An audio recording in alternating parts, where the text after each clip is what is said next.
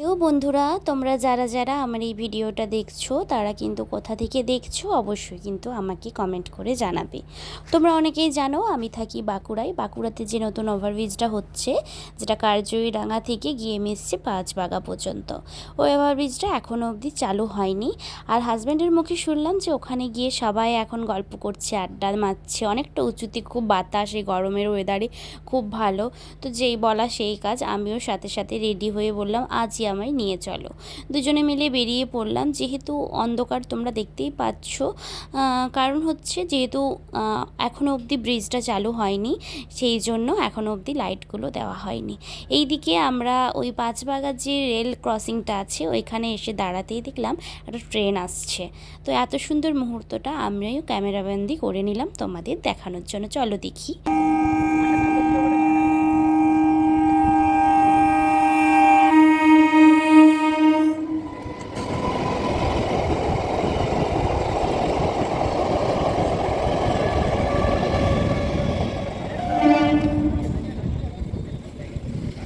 বেশ সুন্দর সময় আর বেশ সুন্দর মুহূর্তে ওই ওভারব্রিজের ওপরে আমরা ছিলাম, যেই জন্য এত সুন্দর মুহূর্তটা আমরা দেখতে পেলাম, তার সাথে ক্যামেরা বন্দিও করতে পারলাম।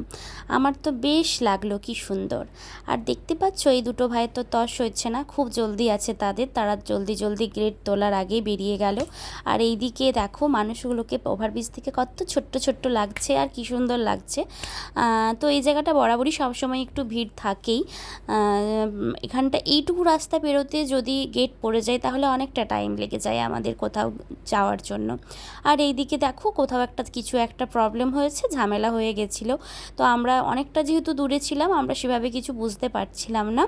তো যাই হোক, ছাড়ো, যা হয়েছে হয়েছে। আমরা ভাবলাম আমাদের নিজের কয়েকটা ভিডিও ফটোশ্যুট করে নিই, কিন্তু অন্ধকারের মধ্যে যাই ভিডিও করেছিলাম, যাই ফটো তুলেছিলাম, কোনো কিছুই ক্লিয়ারভাবে আসেনি।